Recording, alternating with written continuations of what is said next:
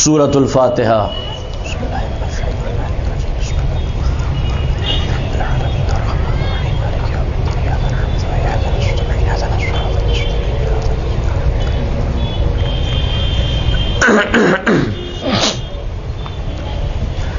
اعوذ باللہ من الشیطان اللعین الرجیم، بسم اللہ الرحمن الرحیم، الحمد للہ رب العالمین، والصلاة والسلام علی اشرف الانبیاء والمرسلین، سید الاولین والآخرین، شفیع المذنبین، ابی القاسم محمد وخاتم النبیین واہل بیتہ الطیبین الطاہرین المعصومین المظلومین المنتجبین، ولعنۃ اللہ علی اعدائہم اجمعین، اما بعد فقد قال اللہ سبحانہ فی کتاب المبین وہو اصدق الصادقین۔ بسم اللہ الرحمن الرحیم، اللہ ولی الذین آمنوا یخرجہم من الظلمات الی النور والذین کفروا اولیاؤہم الطاغوت یخرجونہم من النور الی الظلمات اولئک اصحاب النار ہم فیہا خالدون۔ صلوات پڑھ دیں محمد وآلہ۔ تمام تر تعریفیں پروردگار عالم کے لیے اور بے پناہ درود و سلام رسول اسلام اور ان کی پاک و پاکیزہ آل کے لیے۔ سلامت رہیں آپ کی یہ چہرے جو ذکر اہل بیت سن کر پھولوں کی طرح کھل جاتے ہیں اور اپنے لہو کی طہارت کا ثبوت فراہم کرتے ہیں اور تصدیق کرتے ہیں رسول کی اس حدیث کی کہ لا یبغض کا مومن ولا یحب کا منافق، مومن تم سے نفرت نہیں کرے گا، منافق تم سے عداوت نہیں کرے گا۔ اب تک جو گفتگو ہوئی وہ اس نتیجے پر پہنچی ہے کہ یہ نظام عزاداری جو ہم بپا کرتے ہیں اس کا مقصد یہ ہے کہ سماج میں ایک ایسی طاقت پیدا ہو سکے کہ جو باطل کی جڑوں کو اکھاڑ پھینکے اور نظام حق کو ترویج مل سکے۔ امام حسین کی جنگ، امام حسین کا مقصد، امام حسین کی تحریک، امام حسین کا انقلاب، آپ کا ریولوشن کسی ایک قوم کے لیے نہیں ہے، بلکہ امام حسین کا ریولوشن، امام حسین کا انقلاب تمام عالم بشریت کے لیے ہے، تمام انسانیت کے لیے ہے، کیونکہ آپ کی جنگ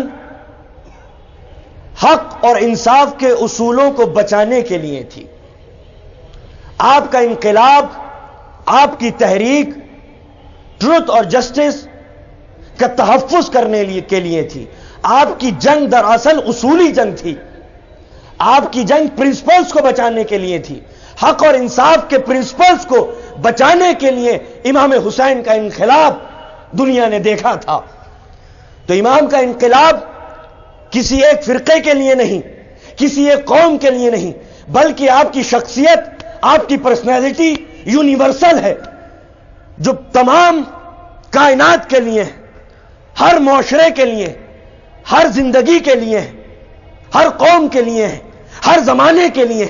امام حسین کا انقلاب، امام جو انقلاب لے کے آئے وہ ہیومن رائٹس کے تحفظ کے لیے تھا، وہ پیس کے لیے تھا، وہ نان وائلنس کے لیے تھا، وہ فلاح اور بہبود کے لیے تھا، وہ ترقی کے لیے تھا، وہ سویلائزیشن کے لیے تھا، وہ پیس کے لیے تھا، وہ ڈیولپمنٹ کے لیے تھا، وہ علوم کے لیے تھا، وہ نالج کے لیے تھا۔ آپ کا انقلاب اسی لیے عالمی ہے، یونیورسل حیثیت رکھتا ہے۔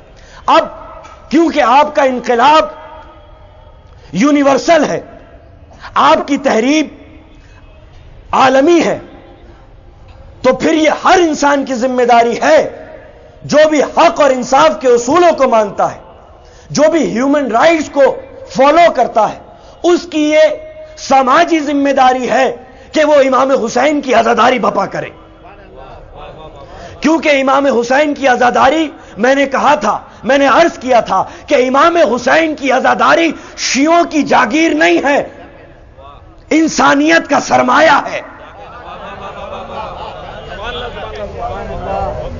کسی ایک قوم کی جاگیر نہیں ہے، بلکہ عالم بشریت کے سرمایہ کو امام حسین کی عزاداری کہتے ہیں۔ امام نے جو قربانیاں دی، اگر وہ قربانیاں نہ ہوتی تو پھر سویلائزیشن اس منزل تک نہ پہنچتی جو آج ہمارے آنکھوں کے سامنے ہے۔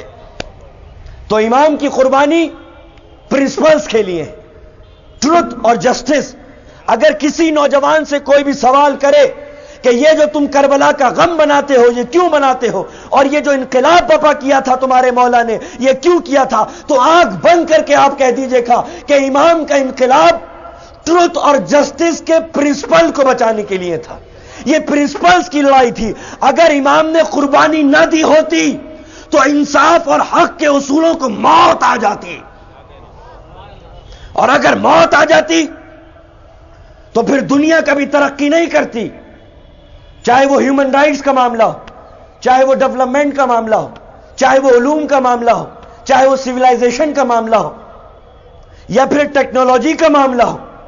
اگر امام کی یہ قربانیاں نہ ہوتی تو دنیا اور تہذیب اس نقطۂ عروج پر نہیں پہنچ سکتی تھی، اس پوائنٹ آف پرفیکشن پہ نہیں پہنچ سکتی تھی کہ جو پرفیکشن، جو ڈیولپمنٹ، جو اپلفٹمنٹ ہم نے سوسائٹی کا دیکھا ہے امام کی قربانی کے بعد.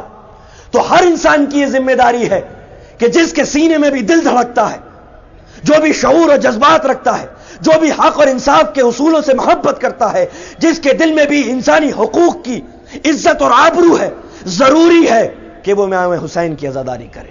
اور ہمارا مشن یہی ہے کہ کیونکہ امام کی قربانی ہر قوم اور قبیلے کے لیے تھی، ہر سوسائٹی اور سماج کے لیے تھی، اب یہ ہماری ذمہ داری ہے کہ ہم سماج کی ارتقاء کے لیے کام کریں، ہم سماج کی اور سوسائٹی کے ڈیولپمنٹ کے لیے کام کریں، ہم سویلائزیشن کے لیے کام کریں، ہم علوم کے لیے کام کریں، سائنسز کے لیے کام کریں، ایجوکیشن کے لیے کام کریں. عزاداری کا مقصد یہ ہے کہ سماج میں انسانوں کے دلوں میں حق سے محبت باقی رہے، ظلم سے نفرت باقی رہے. جب تک یہ نظام عزاداری چلتا رہے گا یہ ایک ایسی قوت اور طاقت پیدا کرے گا معاشرے میں، ایک ایسا جذبہ پیدا کرے گا معاشرے میں کہ جس کے نتیجے میں حق سے محبت ہوگی، باطل سے عداوت ہوگی.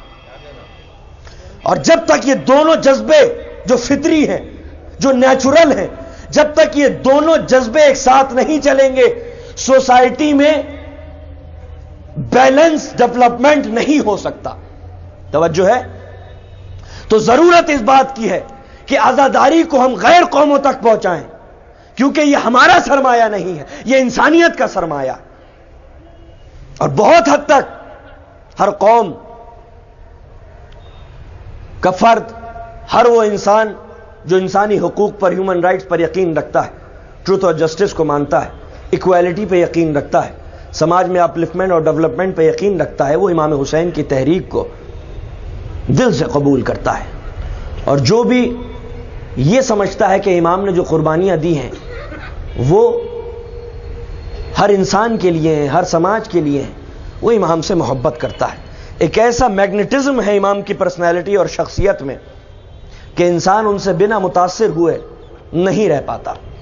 اب یہ جو ایک مکتب ہے، مکتب اہل بیت، کہ جن کی تحریک کے نتیجے میں سماج کو یہ ارتقاء ملی جو آج ہماری نظروں کے سامنے ہے، اگر اس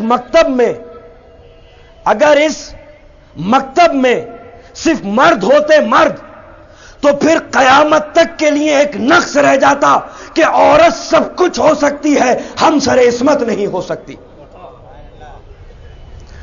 تو صرف ایسا نہیں ہے کہ جو ہیومن رائٹس اور ورلڈ سویلائزیشن کے لیے قربانیاں دی ہیں وہ خالی مردوں نے دی ہیں، اگر عورتوں کا کنٹریبیوشن نہ ہوتا تو پھر سماج اس منزلوں تک نہیں پہنچ سکتا تھا جو ہماری نظروں کے سامنے ہے. اور آج کی مجلس، میری مائیں بہنیں یہاں پر موجود ہیں، آج کی مجلس میں نے ان کے لیے ڈیڈیکیٹ کی ہے کہ ہم یہ جان سکے کہ یہ مکتب اہل بیت جو ہے اس میں 3 افضل ترین عورتیں ہیں کہ جن کی تحریک اور قربانیاں نہ ہوتی تو ورلڈ سویلائزیشن اس منزل تک نہیں پہنچ سکتی تھی. وہ کون بی بی ہے، کون خاتون ہے جس نے حسین جیسے مہاتما کو پالا تھا؟ اگر امام حسین کی قربانی نے دنیا کو اور کائنات کو بچایا ہے تو پھر ہمیں اس بی بی کو بھی سلام کرنا چاہیے کہ جس نے حسین کو پال کر دنیا کو دیا ہے. اگر آپ دیکھیں کہ جو اس مکتب میں 3 افضل ترین عورتیں ہیں وہ ہیں جناب خدیجۃ الکبریٰ، ان کی بیٹی جناب فاطمۃ الزہرا اور ان کی بیٹی جناب زینب سلام اللہ علیہا. یہ بظاہر میں یہ بتانا چاہتا ہوں کہ ورلڈ سویلائزیشن میں اور اس تحریک میں ان عورتوں کا کیا کنٹریبیوشن رہا ہے. اس تحریک میں، اس انقلاب میں عورتوں کا کیا کنٹریبیوشن رہا ہے، تاکہ دنیا جانے کہ اسلام کوئی بھید بھاؤ نہیں کرتا کہ مرد افضل ہے اور عورت کمتر ہے. جو درجہ عورت کو دیا ہے اسلام نے وہ مردوں کو بھی نہیں دیا. توجہ ہے نا. لوگ عورت کے ایمانسیپیشن کی بات کرتے ہیں، عورتوں کی رائٹس کی بات کرتے ہیں، عورتوں کی فریڈم کی بات کرتے ہیں، لیکن بظاہر یہ عورتوں کی فریڈم کی بات کرتے ہیں، لیکن یاد رکھیے کہ اس کے پس پردہ ان کا بہت بڑا اکانومک انٹرسٹ ان نعروں کے پیچھے چھپا ہوا ہے جو عورتوں کے ایمانسیپیشن، آزادی اور حقوق کی بات کرتا ہے. دراصل عورتوں کی آزادی اور حقوق کی بات وہ لوگ کرتے ہیں جو دنیا کے سب سے بڑے اکانومک جائنٹ ہیں. نظام کائنات، دنیا کا جو کاروباری نظام ہے وہ ان کے ہاتھوں میں ہے. وہ عورتوں کے ایمانسیپیشن کی بات کرتے ہیں، وہ عورتوں کی آزادی کی بات کرتے ہیں. اس کے پیچھے دراصل ان کا اکانومک انٹرسٹ چھپا ہوا ہے. وہ یہ چاہتے ہیں کہ اگر عورت پردے میں چلی گئی تو پھر ان کے پروڈکٹ کی مارکیٹنگ کون کرے گا؟ اگر عورت اگر پردے اور حجاب میں چلی گئی تو ان کے پروڈکٹ کی مارکیٹنگ کون کرے گا؟ ان کے کیسینوز کون چلائے گا؟ ان کے پروڈکٹس کو زینت کون دے گا؟ تو یہ عورت کا ایمانسیپیشن نہیں ہے، عورت کا ایکسپلائٹیشن ہے. اسلام نے عورت کو اتنا عزت دار بنا دیا کہ وہ سماج میں ایک ماں کی حیثیت سے ابھری. اسلام عورت کو بس ایک ماں مانتا ہے، وہ ماں جس نے حسین جیسے مہاتما کو جنم دیا، وہ ماں جس نے عیسیٰ جیسے مہاتما کو جنم دیا.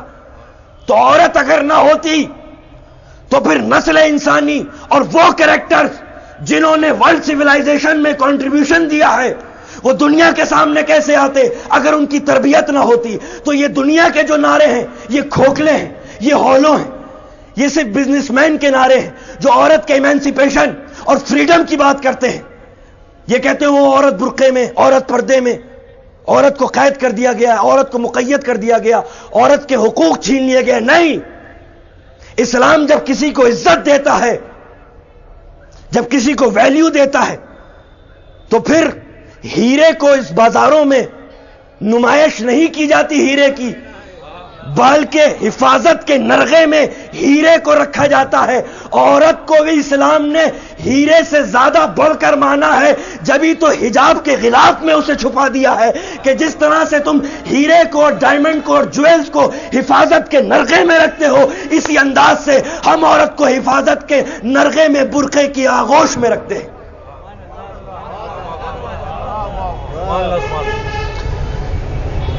تین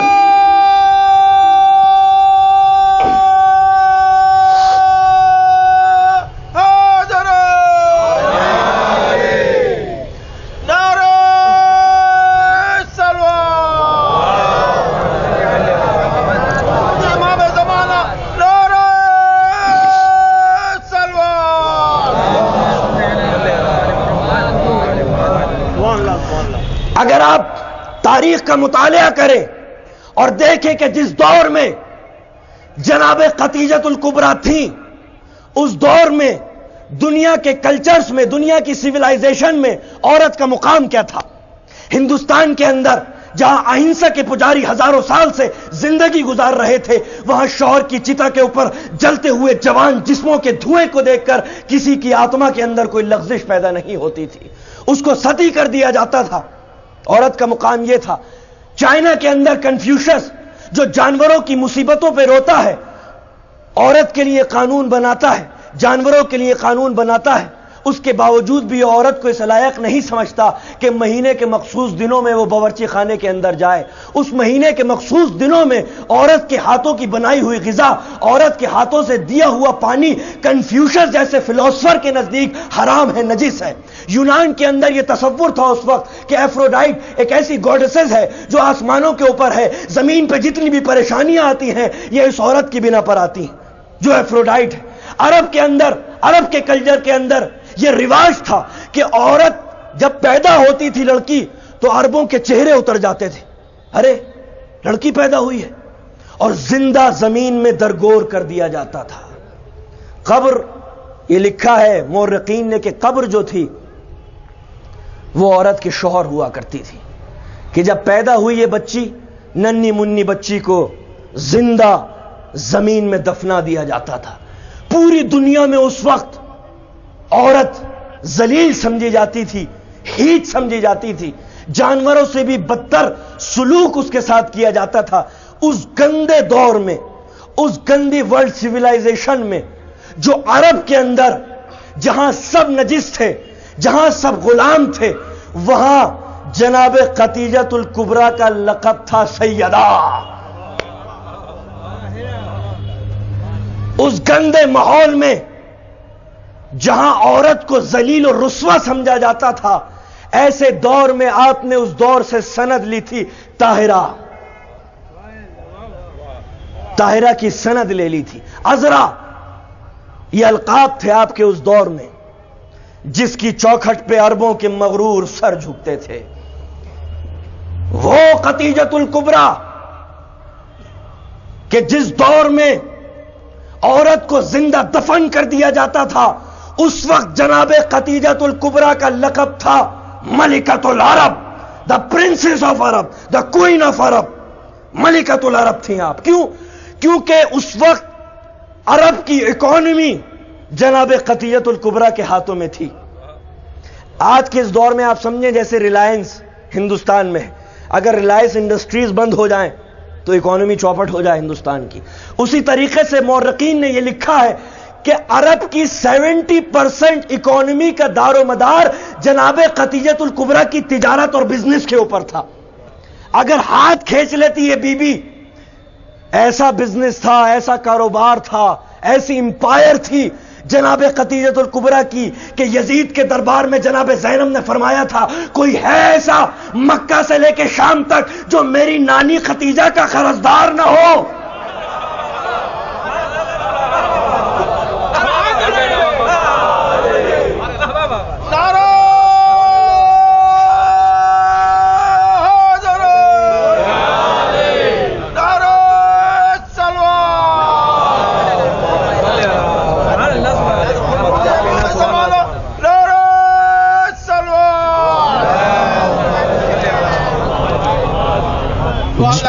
جس کا دامن پکڑنے والی کنیزیں اور باندیاں جب سفر کیا کرتی تھیں تو غلاموں کے جھرمٹ کے اندر، کنیزوں کے نرغے کے اندر، اور جب قیام کیا کرتی تھیں تو خیمے سونوں کی کھوٹوں سے باندھ دیے جاتے تھے، سونوں کی کھوٹوں سے. یہ آپ کا جاہ و جلال تھا جناب خدیجۃ الکبریٰ کا کہ اس دور میں ملکۃ العرب کا لقب لیا تھا جب عورت کو زندہ درگور کر دیا جاتا تھا. جب آپ کے تجارتی کارواں جاتے تھے تو بدماش بھی ہوتے تھے، گنڈے بھی ہوتے تھے، لوٹ مار کیا کرتے تھے. آپ کے جب تجارتی کارواں جاتے تھے تو مال آپ کا لوٹ لیا جاتا تھا. تو کیونکہ قریش کے سردار تھے، بنی ہاشم کے سردار تھے جناب ابو طالب، جناب خدیجۃ الکبریٰ جناب ابو طالب کے پاس گئیں اور فرماتی ہیں کہ میرے جب کارواں جاتے ہیں تو یہ جو ڈکیت ہیں، ڈکیت یہ لوٹ مار کرتے ہیں اور نقصان پہنچاتے ہیں میرے تجارتی کارواں کو. لہذا کیونکہ آپ سردار ہیں تو میں آپ سے گزارش کرتی ہوں کہ آپ کوئی حل نکالیں تاکہ یہ لوٹ مار بند ہو جائے. دیکھیے خدیجۃ الکبریٰ ملکۃ العرب تھی، کنیزیں، باندیاں، امپائر تھی.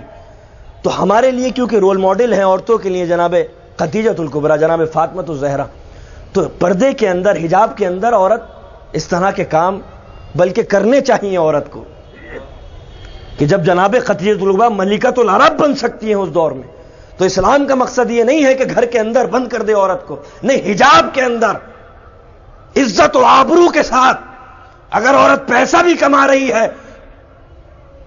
اس میں کوئی مذائقہ نہیں، کوئی شرم کی بات نہیں.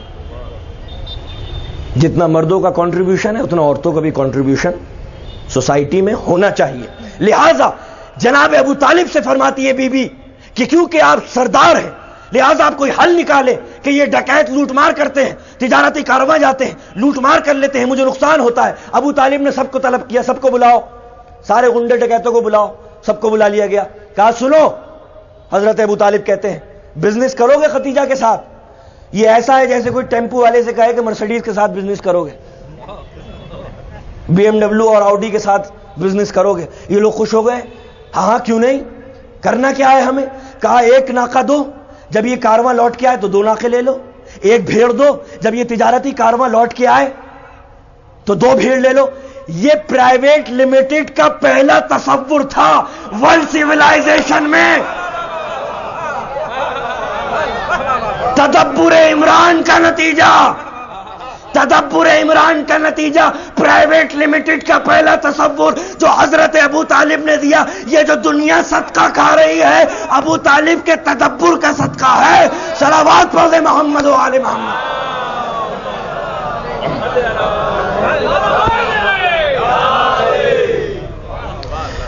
کا ایک اونٹ دو، جب کارواں لوٹ کے آئے تو 2 لے لو. ایک بھیڑ دو، جب یہ کارواں لوٹ کے آئے تو 2 بھیڑ لے لو.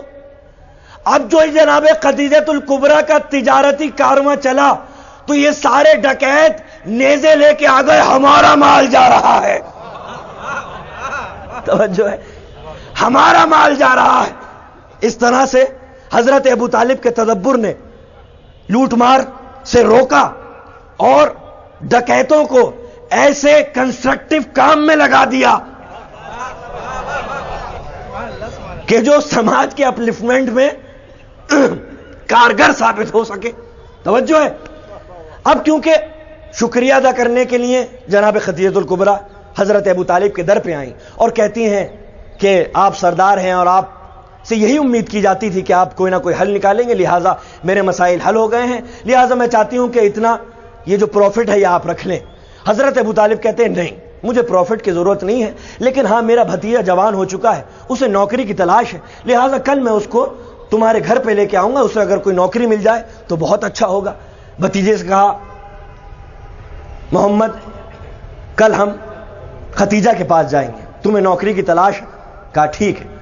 اگلے دن صبح کو حضرت ابو طالب رسول اللہ کو لے کے جناب خدیجۃ الکبریٰ کے در اقدس پہ پہنچے.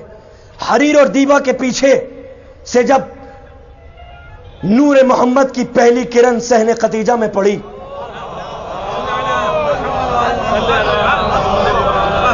تو حریر اور دیبا کے پردوں سے پیچھے جھانک کے دیکھا تو بچپن کے خواب کی تعبیر مجسم محمد بن کے سامنے کھڑی تھی. وہ جو خوابوں میں نور بن کے بشارت دے رہا تھا وہ زندہ و سلامت و جاوید اپنی ذوفشانی اور تجلیوں کے ساتھ صحن خدیجۃ الکبریٰ میں موجود تھا. یہ کارواں گیا.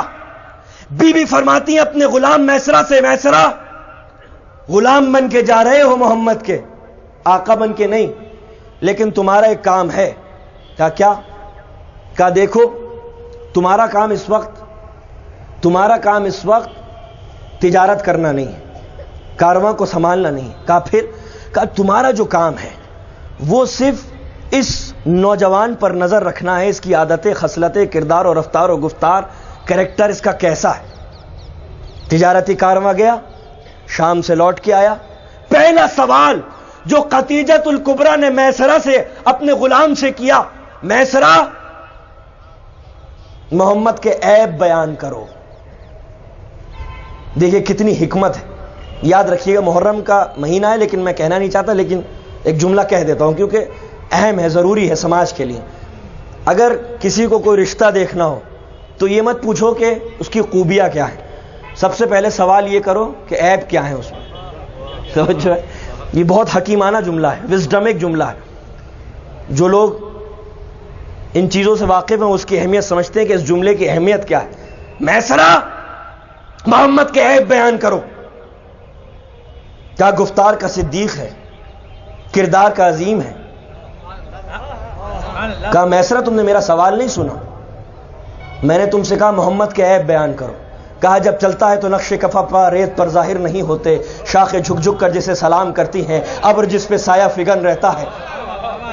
کہا میسرہ عیب بیان کرو. کہا عرب میں قریش سے بڑا کوئی جری نہیں, بنی ہاشم سے بڑا کوئی سقی نہیں, ابو طالب سے بڑا کوئی سردار نہیں, عبداللہ سے بڑا کوئی کریم نہیں, عبداللہ کا یہ بیٹا ہے, ابو طالب کا یہ پروردہ ہے.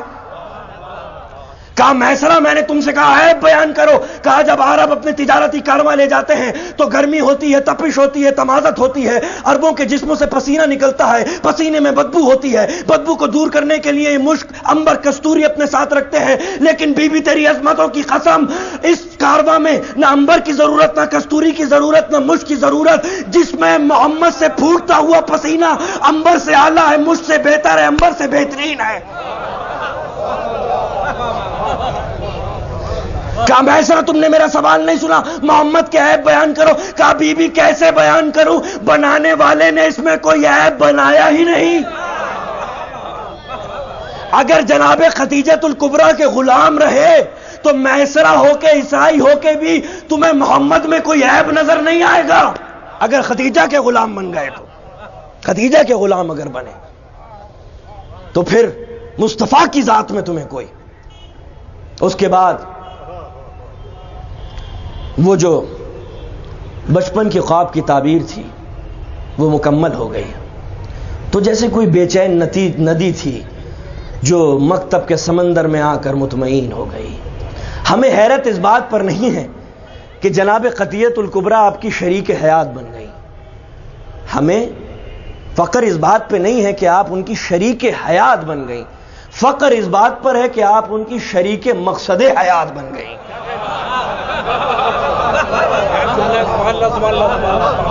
شریک مقصد حیات بن گئی. شریک حیات بننا فخر کی بات نہیں ہے, شریک مقصد حیات بننا فخر کی بات ہے. شریک مقصد حیات. بہت سارے انٹرپریٹیشن سے کہا جاتا ہے کہ آپ کی بہت ساری شادیاں ہو چکی تھیں پہلے, آپ بیوہ تھیں, یا آپ کی عمر 40 برس تھی. میں سمجھتا ہوں جہاں تک میرا تجزیہ ہے اس کا نتیجہ یہ ہے کہ بی بی کی عمر اتنی نہیں تھی جتنی سمجھی جاتی ہے, اور نہ آپ کی شادی ہوئی تھی. کیونکہ اس سے پہلے جو میں نے بیان کیا تھا کہ آپ کے جو القاب مشہور تھے اس وقت, اس دور کے سماج میں, سوسائٹی میں, وہ تھے طاہرہ, سیدہ, عذرا. ایک لقب آپ کا ٹائٹل تھا عذرا. عذرا اسی کو کہتے ہیں کہ جس کی شادی نہ ہوئی ہو. تو یہ ٹائٹل بتا رہا ہے کہ آپ کی کوئی شادی نہیں ہوئی تھی, آپ بیوہ نہیں تھی, آپ بیوہ نہیں تھی. تو اور ایک جو فضیلت آپ کے پاس ہے وہ کسی کے پاس نہیں. سب یہ کہتے ہیں کہ آپ بیوہ تھیں, آپ بیوہ تھیں, آپ بیوہ تھیں. میں یہ کہتا ہوں کہ واحد وہ خدیجۃ الکبریٰ رسول اللہ کی بیوی ہے جسے محمد کنوارا ملا.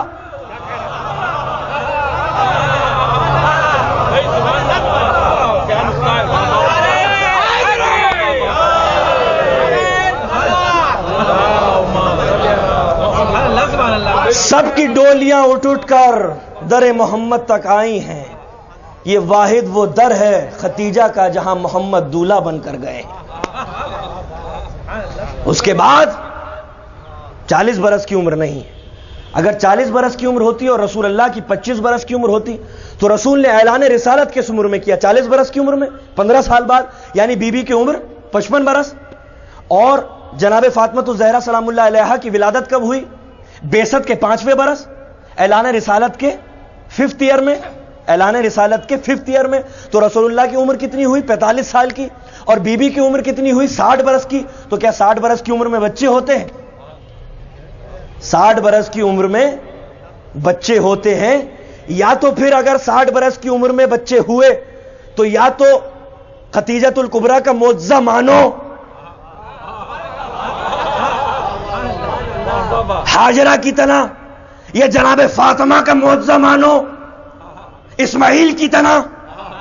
جو بھی بات ہلکی لگے اسے قبول کر لیا جائے. تو جتنی رسول اللہ کی عمر تھی اتنی ہی عمر جناب خدیجۃ الکبریٰ سلام اللہ علیہ ہے. اس کے بعد جو زندگی شروع ہوئی کہ وہ جو جاہ و جلال تھا، وہ جو حشم تھا، وہ سب کچھ بی بی نے چھوڑ دیا، اپنے ہاتھوں سے کام کاج کرنے لگی، نہ کوئی باندی نہ کوئی کنیز، وہ عیش و عشرت کی پروردہ، وہ خدیجۃ الکبریٰ کے جس کا دامن پکڑنے والی کنیزیں اور غلام تھے جو حفاظت کے نرغے میں سفر کیا کرتے تھے، اب گھر بھر کا کام اکیلے، سب کچھ اکیلے سنبھالنے لگی۔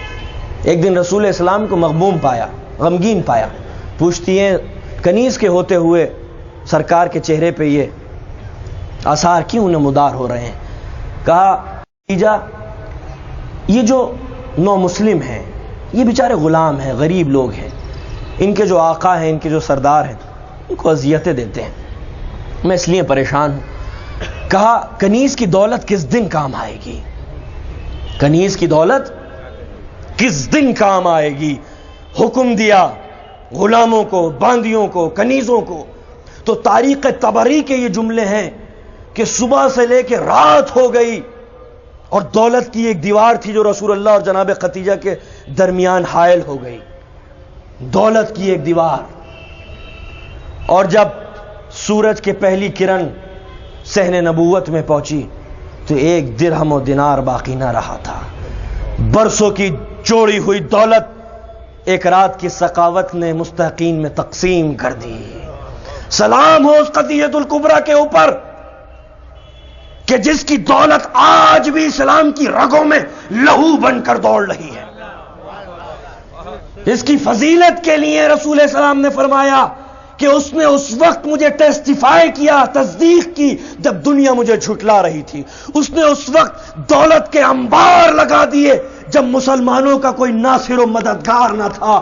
اس نے اس وقت مجھے کوثر عطا کیا جب دنیا مجھ کو ابتریت کے طعنے دے رہی تھی۔ انا اعطیناک الکوثر، ہم نے تجھے کوثر عطا کیا، ہم نے تجھے کوثر عطا کیا۔ جناب خدیجۃ الکبریٰ کی بیٹی جناب فاطمہ الزہرا سلام اللہ علیہ، جس کے لیے ارشاد خداوندی ہے کہ انا اعطیناک الکوثر، تھوڑی سی زحمت، ہم نے تمہیں کوثر عطا کیا۔ قرآن مجید میں دو لہجے ملتے ہیں، دیکھیے گا، ایک انی کا لہجہ اور ایک انا کا لہجہ۔ تھوڑی سی زحمت دینا چاہتا ہوں، نوجوان لوگ میرے ساتھ چلیں، انشاءاللہ منزل مقصود تک پہنچ جائیں گے۔ بہت آسان کر کے میں کچھ آیتوں کا انٹرپریٹیشن کر رہا ہوں بہت آسانی کے ساتھ۔ انا اعطیناک الکوثر، قرآن مجید میں دو طرح کے لہجے ہیں، دو طرح کی آیتیں یوز ہوئی ہیں قرآن میں۔ ایک وہ جہاں اللہ نے لفظ انا استعمال کیا ہے، اور ایک وہ جب اللہ نے لفظ انی استعمال کیا ہے۔ انا یعنی ہم، انی یعنی میں، تو کہیں اللہ نے میں کا لہجہ استعمال کیا ہے، کہیں ہم کا لہجہ استعمال کیا ہے۔ جہاں اللہ نے ہم کا لہجہ استعمال کیا ہے، انا سے آیت کی شروعات کی ہے، وہاں اللہ نے اپنی جبروت و کبریائی، اتھارٹی اور پاور کا استعمال کیا ہے۔ جب اپنی اتھارٹی ظاہر کرنی ہو، اپنی کبریائی ظاہر کرنی ہو، تو اللہ نے ان آیتوں کا استعمال کیا ہے جو آیتیں لفظ انا سے شروع ہوئی ہیں، انا۔ اور جہاں اللہ نے نارمل سی بات کی ہے، وہاں اپنی کبریائی، پاور، اتھارٹی، استبداد کا استعمال نہ کیا ہو، وہاں لفظ انی قرآن مجید میں آیا ہے۔ انی جائلوں کا للناس امامہ، ہم تمہیں لوگوں کا امام بنا رہے ہیں۔ انی جائل فی الارض خلیفہ، ہم تمہیں زمین کا خلیفہ بنا رہے ہیں۔ انی عالم ما لا تعلمون، جو میں جانتا ہوں وہ تم نہیں جانتے۔ یہ انی والی آیتیں ہیں جو لفظ انی سے شروع ہوئی ہیں۔ یہاں کوئی اتھارٹی نہیں، کوئی پاور نہیں، کوئی جبروت نہیں، لیکن جہاں قرآن مجید میں لفظ انا آیا ہے وہاں مشیت نے اتھارٹی اور پاور کا استعمال کیا ہے۔ انا نحن نزلنا الذکر وانا لہ لحافظون، میں نے اس قرآن مجید کو نازل کیا ہے اور میں اس کا دفاع اور ڈیفینس کرنے والا ہوں۔ دیکھتا ہوں کون ہے جو میری سیکیورٹی کے ہوتے ہوئے قرآن مجید کی زیر و زبر میں تبدیلی لے کے آتا ہے، الٹریشن کرتا ہے، قرآن مجید میں الٹریشن کرتا ہے۔ یہ انا کا لہجہ، انا اعطیناک الکوثر، اے میرے نبی ہم تجھ کو وہ نسل دیں گے جو قتل تو ہوگی لیکن فنا نہیں ہوگی۔ انا کا لہجہ، انا کا لہجہ، پاور، اتھارٹی، کبریائی، کہ جہاں ہم نے لفظ انا استعمال کیا ہے وہاں ہم نے اپنی پاور، کبریائی کا اور اتھارٹی کا استعمال کیا ہے، کیونکہ ہم نے قرآن کو حفاظت کے نرغے میں رکھا، اپنی سیکیورٹی کے اندر رکھا، تو پھر قرآن مجید میں کوئی قیامت تک کے لیے تحریف نہیں کر سکتا۔ اسی طرح سے ہم نے نبی کی نسل کا تحفظ کی ذمہ داری اپنے ہاتھ میں لیے ہے۔ حکومتیں تھک کے ختم ہو کے فنا ہو جائیں گی، نسل نبوت کبھی فنا نہیں ہو سکتی۔ نعرہ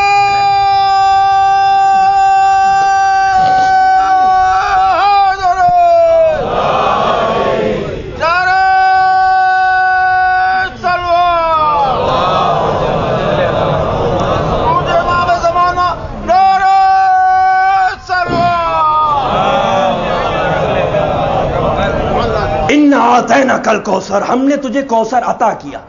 اب علماء کرام یہاں پر تشریف فرما ہے، قرآن مجید میں مزید دو لہجے پائے جاتے ہیں، ایک ایتی کا لہجہ اور ایک عطا کا لہجہ۔ انا اعطیناک الکوثر، ہم نے تجھے کوثر عطا کیا۔ لفظ عطا ہے، عطا آپ سمجھتے ہو اردو میں بھی استعمال ہوتا ہے، ہم نے تمہیں عطا کیا، ہم نے تمہیں دیا۔ اسی طرح سے قرآن مجید میں بھی دو الفاظ پائے جاتے ہیں، ایک ایتی کا اور ایک عطا کا۔ سب کچھ دیا ہے اللہ نے اپنے نبی کو، کبھی قرآن میں یہ نہیں کہا کہ ہم تجھے عطا کر رہے ہیں، نہیں، کہیں نہیں کہا۔ یہاں تک کہ قرآن بھی اگر دیا ہے تو اس کے لیے یہی آیت استعمال ہوئی ہے کہ ہم تجھے قرآن ایتا کر رہے ہیں۔ توجہ رکھیے گا، بہت آسان سمپلیفائڈ ٹرمز میں بیان کر رہا ہوں۔ ایتا کا اور عطا کا، عطا یعنی ایتا کہتے ہیں حقدار کو اس کا حق دے دینا، اور عطا کہتے ہیں جب حق سے زیادہ دیا جائے۔ ٹھیک ہے، ہم کسی ٹیکسی میں یہاں پہنچے، ہم نے کہا کتنے ہوئے بھائی؟ کہا کہ 100 روپے، ہم نے 100 روپے دے دی۔ یہ کیا ہے؟ ایتا ہے، ہم ایتا کر رہے ہیں، اس کا حق ہے، اتنا بنتا ہے اس کا، ہم نے اس کو دے دیا۔ لیکن ہم نے دیکھا ڈرائیور بڑا اچھا تھا، بڑا اچھا اخلاق تھا، بڑی تمیز و تہذیب کے ساتھ بات کر رہا تھا، گفتگو کر رہا تھا، تو ہم نے کہا بھائی 10 روپے اور لے لو، 110 روپے لے لو، ہے نا؟ یہ ہونا چاہیے سماج میں، ایک ہوتا ہے عدل اور ایک ہوتا ہے احسان۔ تو جب تک سماج میں جو ہے وہ ڈیولپمنٹ اپنے کمال تک نہیں پہنچ سکتا جب تک احسان کی منزل نہ آ جائے۔ پیار محبت جب بھی سماج میں ہوتی ہے جب احسان کی منزل ہوتی ہے، عدل سے بڑھ کر احسان۔ ٹھیک ہے، تو جب ہم نے حق سے زیادہ دیا تو ہوا عطا، یہ 10 روپے جو تھے یہ عطا تھا۔ تو اب اللہ نے تمام نعمتیں اپنی نبی کو دے دی، کبھی نہیں کہا کہ ہم تجھے عطا کر رہے ہیں۔ لیکن جب کوثر دیا ہے تو یہ نہیں کہا کہ ایتا کر رہے ہیں، یہ کہا کہ ہم تجھے عطا کر رہے ہیں۔ یعنی کیا مطلب ہے میرے نبی؟ ہم نے تجھے سید المرسلین بنایا، حق تھا تیرا۔ ہم نے تجھے دو جہاں کا مالک بنایا، حق تھا تیرا۔ ہم نے تیرے اوپر قرآن نازل کیا، حق تھا تیرا۔ ہم نے تجھے ابو طالب جیسا چچا دیا، حق تھا تیرا۔ ہم نے تجھے خدیجۃ الکبریٰ جیسی بیوی دی، حق تھا تیرا۔ ہم نے تجھے علی جیسا بھائی دیا، حق تھا تیرا۔ ہم نے تجھے حسن جیسا نواسا دیا، حق تھا تیرا۔ ہم نے تجھے حسین جیسا نواسا دیا، حق تھا تیرا۔ لیکن ہم نے تجھے فاطمہ جیسی بیٹی دی، حق نہیں تھا، احسان تھا ہمارا۔ احسان ہے پروردگار عالم کو فاطمۃ الزہرا کہتے ہیں۔ اب کیونکہ جب حقدار کو اس کا حق دیا جاتا ہے، رائٹ دیا جاتا ہے، تو بھئی حقدار جہاں بھی ہوگا گفٹ تو وہیں پہنچے گا، حق تو وہیں پہنچے گا۔ آپ کا حق تھا چیک، اب میں لینے نہیں آؤں گا، کہا بھائی ہمارا چیک بھیج دیجئے، یہ پیمنٹ تھا، ہاں بھائی میں بھیج رہا ہوں، وہ آپ کے گھر تک پہنچ گیا۔ تو جو حق ہوتا ہے وہ گھر تک پہنچتا ہے، لیکن جب احسان کی منزل ہوتی ہے تو کہا یہ گھر تک نہیں پہنچے گا بھیا، لینے آ جاؤ۔ ٹھیک ہے، لینے کے لیے آنا پڑے گا۔ یہی وجہ ہے کہ سب کچھ دیا نبی کو، گھر تک پہنچ گیا۔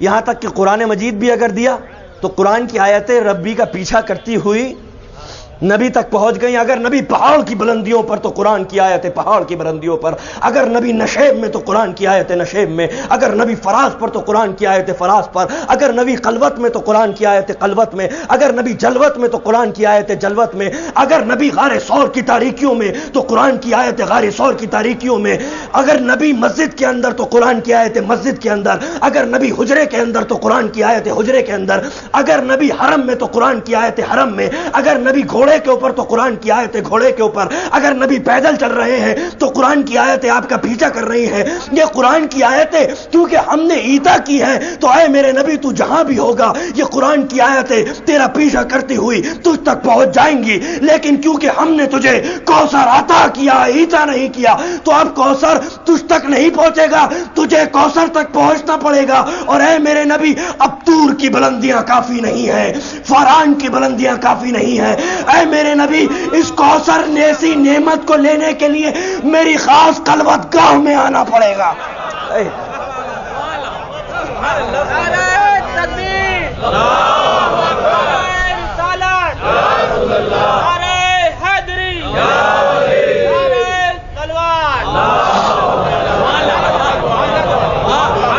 کی بلندیاں کافی نہیں ہیں، فران کی بلندیاں کافی نہیں ہیں۔ اے میرے نبی، اس نعمت خاص کو لینے کے لیے میری خاص خلوت گاہ میں آنا پڑے گا۔ جب ہی بلا لیا معراج کی بلندیوں پر جلی نے اپنے ولی کو۔ معراج کی وادیاں تھی، محفل بے نقاب تھی، حسن کے سامن اور بادل برس رہے تھے۔ نبی کو ذوق و اشتیاق بھی تھا۔ اس کیفیت میں، اس وقت، اسی اثنا میں نبی کا دل ایک ایپل کی طرف، ایک پھل کی طرف مائل ہوا۔ جبرائیل امین فرماتے ہیں یا رسول اللہ اکلو، حضرت رسول اسلام آگے بڑھے، پھل کو کھایا۔ جبرائیل امین کہتے ہیں نور زہرہ مبارک ہو۔ نور محمد منتقل ہوتا رہا صلب آدم سے پیشانی عبداللہ تک، لیکن نور زہرہ وہ تھا، اس کی پاکیزگی اور پائٹی یہ تھی کہ وہ کہیں منتقل نہیں ہوا، بلکہ اس کو لینے کے لیے رسول اسلام کو معراج کی بلندیوں پہ پروردگار عالم نے بلا لیا۔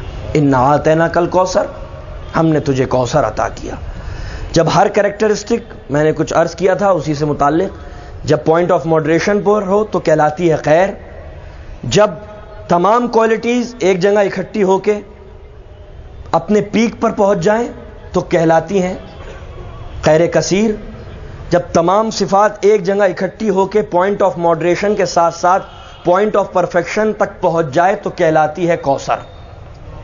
انا اعطیناک الکوثر، اے میرے نبی ہم تجھ کو وہ بیٹی دیں گے جو تیری کسی صفت کو، کسی کوالٹی کو، کسی کریکٹرسٹک کو مرنے نہیں دے گی، موت نہیں آئے گی تیری کوالٹیز کو، continuation of the qualities of prophethood کو، تسلسل کمال نبوت کو، تسلسل جمال نبوت کو، تسلسل کردار نبوت کو فاطمہ الزہرا کہتے ہیں۔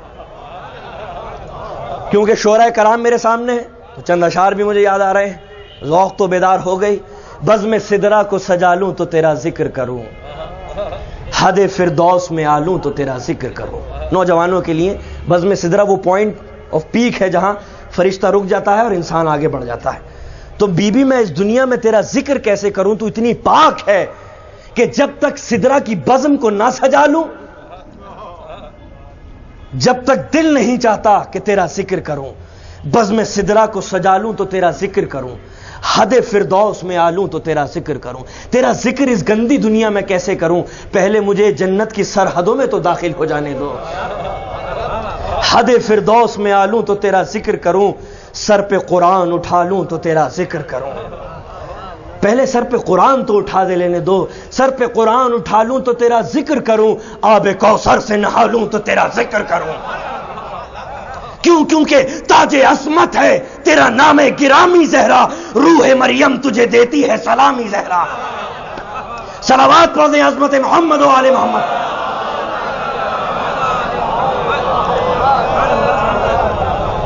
انا اعطیناک الکوثر، تو ایک پرفیکٹ ماڈل، پرفیکٹ کریکٹر جناب فاطمہ الزہرا سلام اللہ علیہا کا۔ ایک بہت اہم چیز میں بیان کرنا چاہتا ہوں یہاں پر کہ جناب فضہ کا جو اپلفمنٹ جناب فاطمہ الزہرا سلام اللہ علیہا نے کیا ہے، جو لوگ شاید نہ واقف ہیں جناب فضہ سے، میں بتا دینا چاہتا ہوں کہ جناب فضہ کا جو تعلق تھا وہ ایتھوپیا سے تھا۔ آپ بلیک تھیں، آپ غیر ملکی تھیں، آپ غیر زبان تھیں، آپ غلام تھیں، یہ سارے مائنس پوائنٹ تھے آپ کے اندر، ٹھیک ہے۔ عرب اتنے مغرور اور ایروگینٹ تھے کہ جو غیر عرب ہوا کرتے تھے ان کو وہ عجم کہا کرتے تھے۔ عجم یعنی گونگا، سے بولا نہ جائے، عجم کہتے تھے۔ تو اس دور میں جناب فضہ جناب زہرا کے یہاں آ گئی ایتھوپیا سے، بلیک، سلیو، غیر زبان، غیر ملکی، فورنر، کتنی ساری کمیاں تھیں، کتنے سارے مائنس پوائنٹ تھے، لیکن جناب فضہ کو اتنا بلند کیا۔ دیکھیے اسے کہتے ہیں اپلفمنٹ، سوسائٹی میں ڈیولپمنٹ۔ اسلام نے غلام نہیں بنایا ہے، یہ دیکھو کہ غلام کے بہانے اس نے انسان کو کس منزل تک پہنچا دیا ہے کہ فضہ کو اتنا بلند کیا، اتنا بلند کیا، اتنا بلند کیا جناب سیدہ نے، اتنا بلند کیا حضور کہ آج 1400 سال ہو چکے ہیں، عرب کی تاریخ میں آپ سے بڑی کوئی اسکالر آج تک پیدا ہی نہیں ہوئی عرب کے اندر. آپ سے بڑی اسکالر 1400 years have passed, لیکن اتنی بڑی اسکالر آج تک عرب کی تاریخ میں اتنا بلند کر دیا فضا کو کہ فضا نے اگر زندگی بھر گفتگو کی ہے تو قرآن کے لہجے میں کی ہے. وہ نخوت و غرور میں بھرے ہوئے عرب جو غیر عرب کو عجم سمجھتے تھے، جناب فضا کو اتنا بلند کر دیا کہ عربوں کو فضا کے سامنے عجم بنا دیا. جناب سیدہ نے اتنی بڑی اسکالر بنا دیا، اسکالر بنایا، ایجوکیٹڈ بنایا، تعلیم دی ان کو، کتنا بلند کر دیا جناب فضا کو. اور صرف انہیں اسکالر ہی نہیں بنایا جناب زہرا نے، اتنی بڑی اسکالر. حضور ہندوستان کی تاریخ سے آپ واقف ہیں، لیکن اگر کسی نیچ ذات والے نے وید کے اشلوک سن لیے ہیں تو پھر کانوں میں پگھلا ہوا سیسا ڈال دیا گیا ہے. اگر کسی غلام نے وید کے اشلوک سن لیے تو پگھلا ہوا سیسا ڈال دیا گیا ہے. لیکن جناب سیدہ نے اتنا بلند کیا اس عورت کو جو سلیو تھی، جو بلیک تھی، جو حبش کی تھی، اتنا بلند کیا کہ ان سے بڑی اسکالر عرب کی تاریخ میں آج تک پیدا نہیں ہوئی. اور نہ صرف اسکالر بنایا بلکہ ایسا مسٹک بنا دیا، ایسے عارفہ بنا دی کہ آپ معجزات دکھانے لگیں، آپ میریکلز دکھانے لگیں. آپ ایسی سینٹ ہیں، ایک ایسی عورت. میں یہ کہتا ہوں اکثر یہ جملہ کہ معصوم کا کام معجزات دکھانا نہیں ہے. معصوم کا کمال میرا جملہ یاد رکھیے گا، معصوم کا کمال معجزات دکھانا نہیں ہے، معصوم کا کمال قلندروں کو معجزات عطا کرنا ہے.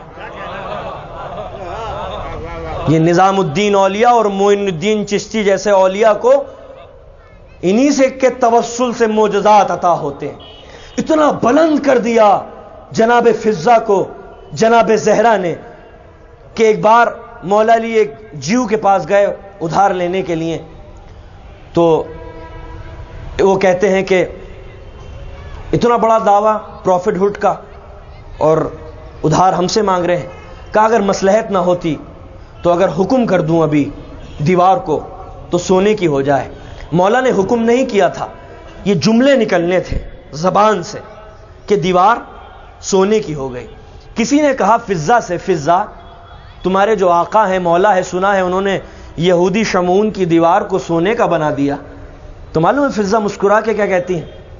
وائے ہو تجھ پر، وہ تو میرا مولا ہے، اگر کنیز کہہ دے. یہ کہنا تھا کہ وہ جو برابر میں پلر تھا وہ سونے کا بن گیا. یہ آپ کے کرامات، بہت سارے آپ کے کرامات ہیں. ایک کرامت اور پھر اپنی منزل تک پہنچ جاؤں گا انشاءاللہ. کہ رمضان آ گئے، رمضان میں اہل بیت نبوت نے التجا کی رسول اللہ آپ ہماری طرف سے افطار کریں. بی بی نے انوائٹ کیا، رسول اللہ افطار کے لیے پہنچے. جب جانے لگے تو مولا کائنات نے کہا کل کا افطار میری جانب سے یا رسول اللہ.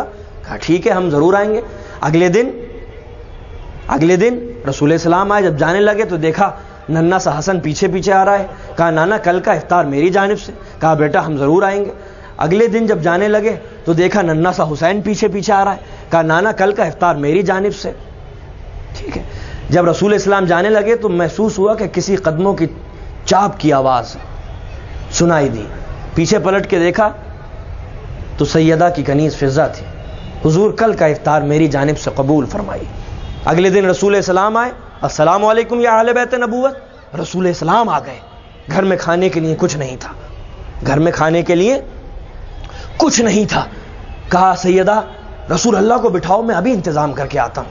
فضا اگر تم نے مدعو کیا تھا رسول اسلام کو تو ہمیں بتا دینا چاہیے تھا تاکہ میں کوئی انتظام کرتا.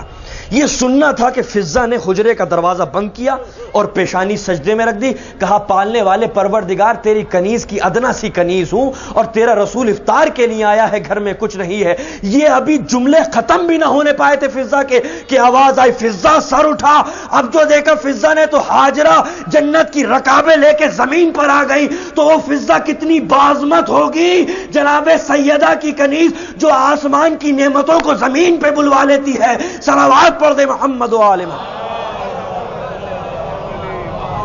کیسی کرامت ہے جناب فاطمہ الزہرا کی. ایک کنیز کو اتنا بلند کر دیا کہ نہ وہ صرف اسکالر ہے، اس سے بڑی آج تک کوئی اسکالر پیدا نہیں ہوئی. بلکہ وہ عارفہ ہے، وہ میریکلز دکھاتی ہے، معجزات دکھاتی. یہ جناب سیدہ کی فضیلتوں میں سے ایک فضیلت ہے کہ اگر رسول اسلام نے بلال حبشی کو اتنا بلند کر دیا کہ لوگ بلال کو بلاتے تھے، آج بلال سب کو بلا رہے ہیں. لوگ بلال کو آہستہ سے بلاتے تھے، بلال اب زور سے بلاتے ہیں. لوگ بلال کو نیچے سے بلاتے تھے، بلال اب سب کو اوپر سے بلاتے ہیں.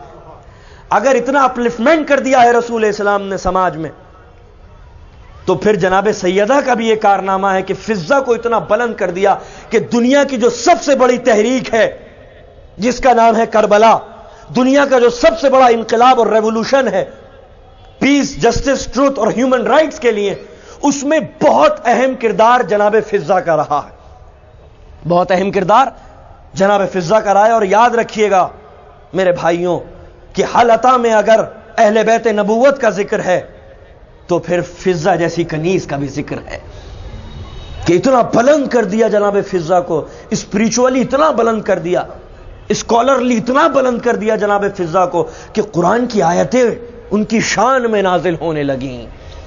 کتنا بڑا مرتبہ دے دیا ہے. ان کا مقصد اپلفٹمنٹ تھا، ان کا مقصد ڈیولپمنٹ تھا، ان کا مقصد پروپوگیشن آف ہیومن رائٹس تھا، ان کا مقصد تعلیم کو اور علم کو فروغ دینا تھا، ان کا مقصد ایکویلٹی تھا، ان کا مقصد سماج میں ایکویلٹی تھا کہ غلام کو، کنیز کو اتنا بلند کر دیا کہ جب امام حسین جا رہے ہیں تو جہاں سب کو آواز دیتے ہیں وہاں اس کنیز کو کہتے ہیں اے مجھ کو گودیوں میں کھلانے والی میری ماں فضا، ماں فضا کہہ کے سلام کیا ہے امام حسین. اتنا بڑا مرتبہ، اتنا بڑا مرتبہ کر دیا. سب سے بڑی تحریک میں ایک اہم کنٹریبیوشن جو ہیومن رائٹس اور ڈیولپمنٹ کے لیے برپا کی گئی جس کا نام کربلا ہے، جو ٹروتھ اور جسٹس کے لیے برپا کی، حق اور انصاف کے لیے برپا کی گئی، وہاں جناب فضا کا کردار کتنا اہم ہے آپ لوگ جانتے ہیں. انقلاب کے دو رخ ہوتے ہیں، انقلاب کے دو رخ ہوتے ہیں، ایک خون، ایک لہو اور ایک میسج. لہو کی ذمہ داری کربلا کے ریولوشن کی 72 کے حق میں، اور میسج کی ذمہ داری جناب زینب کے حق میں. وہ جناب زینب جو قید خانوں میں رہ کر حسین منوا دے، وہ جناب زینب جو مقید ہو کے، جو قید خانے میں قید ہو کے، مقید ہو کے، جو یزید کو، آزاد یزید کو تخت سلطنت پہ بیٹھنے نہ دے، وہ جناب زینب سلام اللہ علیہا. کتنا بڑی قربانی جناب زینب نے اس انقلاب کے لیے دی ہے کہ کسی بھی ورلڈ سویلائزیشن میں، کسی بھی تہذیب میں، تاریخ بشریت اور انسانیت میں عورت نے اتنا بڑا کردار ادا نہیں کیا جتنا بڑا کردار، جتنا بڑا رول جناب زینب سلام اللہ علیہا نے ادا کیا. اگر جناب زینب نہ ہوتی تو کربلا کا میسج کربلا کی خاک میں پاڑ دیا جاتا. سیاست کے طویل ہاتھ، پالیٹکس کے طویل ہاتھ امام حسین کے لہو کو کربلا کے صحراؤں کے ریگزاروں میں دفن کر دیتے، مگر یہ جناب زینب کا کارنامہ ہے کہ جہاں جہاں گئی وہاں امام حسین کا میسج سنایا، جہاں جہاں گئی وہاں امام حسین کے لہو کے ذرات کو پوری دنیا میں جناب زینب نے اس انداز سے بکھیر دیا کہ پھر یزید گھبرانے لگا، حکومت ڈرنے لگی. یہ عزاداری جو ہم کرتے ہیں یہ جناب زینب نے اس کی بنیاد ڈالی تھی، گریہ کرنے کی، رونے کی بنیاد ڈال دی تاکہ حق کو تقویت مل سکے، انصاف کو تقویت قیامت تک کے لیے مل سکے. ایک ایسا کلچر بنا دو جو ایک ایسی طاقت پیدا کر دے سماج میں کہ پھر ظالم مظلوم پہ ظلم کرتا ہوا گھبرائے اور ڈرے. ایک ایسا نظام قائم کر دیا جناب زینب نے. تو اگر آپ نہ ہوتی، امام جس کو وصیت کرے اس سے زیادہ بڑھ کر دنیا میں کوئی اور زندگی طاقتور نہیں ہوتی، جو کربلا کے بعد شعور کے ساتھ مقصد حسینی کو ہدف تک لے جائے، اس سے زیادہ بڑھ کر دنیا میں کوئی اور طاقتور نہیں ہو سکتی. نہ ہاتھوں میں ارتعاش، نہ قدموں میں کب کبھی، ایک آہنی چٹان جرت کی اور آسمان یقین کا. وہ ہے جناب زینب کہ جس نے ہنگامے مچا دیے، جس نے ظلم و ستم کے چہروں کو بے نقاب کر دیا اور اس یزید کے سامنے پڑی ہوئی نقاب کو کھینچ لیا جس کے پیچھے شیطان کا طاغوتی چہرہ چھپا ہوا تھا۔ آج زینب نے بنیاد رکھ دی کہ عورت پہ بھی حق کا دفاع ویسے ہی واجب ہے جیسے حسین اعظم پر واجب ہے۔ وہ زینب جس نے اپنی نسل قربان کر دی تاکہ حق اور انصاف بچ سکے، پوری نسل جس نے اپنی منقطع کر دی۔ دو ہی بچے تھے جناب زینب کے، اون و محمد، امام زین العابدین پر قربان کر دیے، اپنے بھائی ماجائے حسین پہ قربان کر دی۔ پوری نسل جو حق اور انصاف کی دفاع کے لیے پوری نسل اپنی ختم کر دے، اسے جناب زینب کہتے ہیں۔ کتنی بڑی اسکالر تھی جناب زینب، دنیا جانتی۔ جسے مولا علی نے کہا تھا، اے زینب تو عالمہ غیر معلمہ ہے، یعنی تو وہ ہے جو قدرتاً پڑھی ہوئی ہے، تجھے کسی نے پڑھایا نہیں ہے، تیرا کوئی ٹیچر نہیں، تو عالمہ غیر معلمہ ہے۔ جو بنا ٹیچر کے عالمہ ہو وہ جناب زینب سلام اللہ علیہا، جس نے پوری نسل اپنی منقطع کر دی حق اور انصاف کو بچانے کے لیے۔ ظلم کے خلاف اتنا بڑا جہاد کسی عورت نے کیا ہے؟ یہ زندہ رہی تو کیسے رہی مجھے نہیں معلوم، بس جناب زینب کا کارنامہ ہی یہ ہے۔ بہت حساس جملہ کہنے جا رہا ہوں، یاد رکھیے گا، جب بھی کبھی اس کی باریکی پہ آپ غور و فکر کریں گے نا، مجھے دعائیں دیں گے۔ جناب زینب کا کارنامہ یہ ہے کہ رضا چھننے کے بعد جو اپنے آپ کو مرنے نہ دے، صرف پیغام حسینی کے ابلاغ کی خاطر، اس نے جناب زینب کے مرنے نہیں دیا۔ زینب نے، زینب تو جب ہی مر گئی تھی کہ جب سر سے رضا چھنی تھی، لیکن کیونکہ امام حسین کے مقصد کا ابلاغ تھا تو اس غرض سے زینب نے اپنے آپ کو مرنے نہیں دیا۔ یہ جناب زینب کا کارنامہ ہے۔ یہ زندہ رہی تو کیسے رہی، پوری نسل منقطع کر دی۔ اون و محمد چھوٹے چھوٹے بچے تھے جناب زینب کے، جب مدینے سے جا رہے تو جناب عبداللہ آپ کے شوہر بیمار تھے، فرمایا بچوں تم جعفر طیار کے پوتے ہو، تم علی کے نواسے ہو، دوہری ذمہ داریاں ہیں تمہاری، روز محشر جناب سیدہ کے سامنے مجھے ذلیل و رسوا نہ کر دینا۔ زینب جب شہادت کا دن مقرر ہو جائے تو ایک بچے کو میری جانب سے اور ایک بچے کو اپنی جانب سے حسین پہ قربان کر دینا۔ اور جب شب عاشور آ گئی، امام قیام حسینی کا معائنہ کرنے لگے تو ایک خیمے کے در پہ پہنچے جہاں ماں اپنے ننھے ننھے بچوں کو تلقین کر رہی تھی، بیٹا کل اپنی جانوں کو ماموں پر نثار کر دینا، اور اگر میدان جنگ میں نیزے لگے، خون بہے تو وہی مر جانا، لوٹ کے مت آنا۔ اور خبردار ہونا محمد، اگر سکینہ سے پہلے تم نے پانی پیا تو دودھ نہ بخشوں گی۔ جزاک اللہ جزاک اللہ جزاک اللہ، مولا کوئی غم نہ دے سوائے غم شبیر کے۔ لیکن روز عاشور ان ننھے ننھے بچوں کو اجازت نہیں ملتی کہ یہ میدان جنگ میں جائے۔ جب اجازت نہیں ملی تو جناب زینب دونوں بچوں کو لے کے آئی، کہا اے اون محمد حسین کے قدموں پہ گر جاؤ۔ دونوں بچے حسین کے قدموں پہ گر گئے، دامن پھیلا کے زینب کھڑی ہو گئی، اے میرے ماجائے، اے میرے حسین، آج بہن کی حیثیت سے نہیں آئی ہوں بلکہ سقی کے دروازے پر بھیک مانگنے آئی ہوں، میرے بچوں کو شہادت کی بھیک دے دے۔ حسین لرز کے کھڑے ہو گئے، اے زینب ہمارا امتحان مت لو، ہم نے رتبے میں تمہیں کبھی ماں فاطمہ سے کم نہیں سمجھا۔ ننھے ننھے بچوں کو سینے سے لگایا، چھوٹے چھوٹے ہمامے پہنائے، کمر میں پٹکا ڈالا۔ ارے عباس نے اون کو سوار کیا، محمد کو حسین نے سوار کیا۔ مورخ کہتا ہے دونوں بچے اتنے چھوٹے تھے کہ پاؤں رکابوں سے نکل جاتے تھے۔ دونوں بچے فوج اشقیاء کی طرف چلے، گفتگو کر رہے ہیں دونوں بچے۔ اون اے محمد، اگر فرات پہ قبضہ نہ کیا تو ماموں عباس کی تربیت کا فائدہ کیا ہے؟ تم ایسا کرو اون کہ تم دائیں جانب سے داخل ہو، میں بائیں جانب سے داخل ہوتا ہوں۔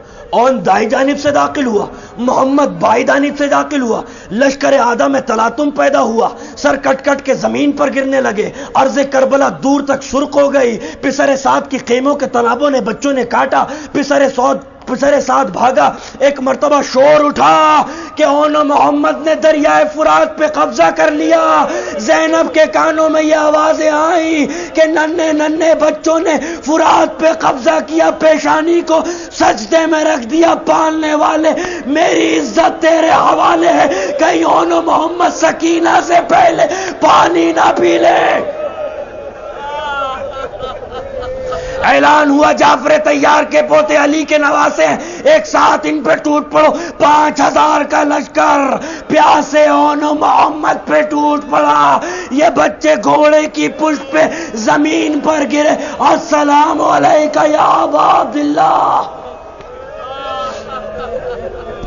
عباس اور حسین دوڑے، بچے تعظیم کے لیے کونیوں کے بل اٹھنا چاہتے تھے مگر اٹھ نہ سکے۔ ایک مرتبہ کہتے ہیں مامو جان ہمیں معاف کر دینا، جسم سے خون بہت بہہ گیا ہے، تعظیم کے لیے اٹھ نہیں سکتے۔ اون نے عباس کے سر پہ ہاتھ رکھا، محمد نے حسین کے سر پہ ہاتھ رکھا۔ مامو جان ہم دونوں آپ کے سروں پر قسم رکھاتے ہیں، ہاتھ رکھے کہ ہماری جانب سے اماں کو گواہی دے دینا کہ ہم نے سکینہ سے پہلے فرات سے پانی نہیں پیا۔ یہ کہنا تھا، روح مفارقت کر گئی۔ ننھی ننھی لاشوں کو حسین اور عباس در خیمہ پر لے کے آئے۔ اے زینب، ارے تیرے بچوں کی لاشیں آ گئی اور محمد دولہا بن کر آ گئے۔ انا للہ و انا الیہ راجعون، رضا بقضاء و تسلیما لامرہ۔ اللہم اغفر للمؤمنین والمؤمنات والمسلمین والمسلمات الاحیاء منهم والاموات، تاب بیننا وبینہم بالخیرات، انک مجیب الدعوات، انک علی کل شیء قدیر۔ پالنے والے ذکر کے صدقے میں فرش اعضاء پر بیٹھنے والے مومنین کے تمام گناہوں کو معاف فرما دے۔ رب کریم فرش اعضاء پر جو بھی بیٹھا ہو اس کی تمام پریشانیوں کو دور کر دے۔ پروردگار عالم جو مقروض ہیں ان کا غیب سے قرض ادا کر دے، جو بیمار ہیں انہیں شفا کاملہ عطا فرما، جو بے روزگار ہیں انہیں صاحب روزگار کر دے، جو بے اولاد ہیں انہیں صاحب اولاد بنا دے، جن کے رزق میں اضافہ نہیں ہو رہا ہے پروردگار عالم عزا کے صدقے میں ان کے رزق میں کثیر اضافہ فرما دے۔ پروردگار عالم ہمارے نوجوانوں کو وہ قوت بازو جو تیرے حق کی نصرت میں کام آ سکے۔ رب کریم ہمارے نوجوانوں کو ہر طرح کے حادثات، ایکسیڈنٹ اور جان لیوا بیماریوں سے محفوظ فرما۔ پروردگار عالم جو فریض جوان ہے عزت کے ساتھ انہیں منزل مقصود تک پہنچا دے۔ رب کریم ہمیں سماج کی خدمت کرنا، اپنے ماں باپ کی خدمت کرنا اور امام کے مقاصد کی خدمت کرنے کی توفیق عطا فرما۔ رب کریم پرچم توحید کو سر بلندی عطا فرما، لوگوں میں انسانیت کے جذبے کو راسخ کر دے۔ پروردگار عالم یہ دنیا ظلم سے بھر چکی ہے، ان زخموں کا بس ایک ہی مداوا ہے، حضور کے ظہور میں تعجیل عطا فرما۔ وآخر الدعوانا ان الحمد للہ رب العالمین۔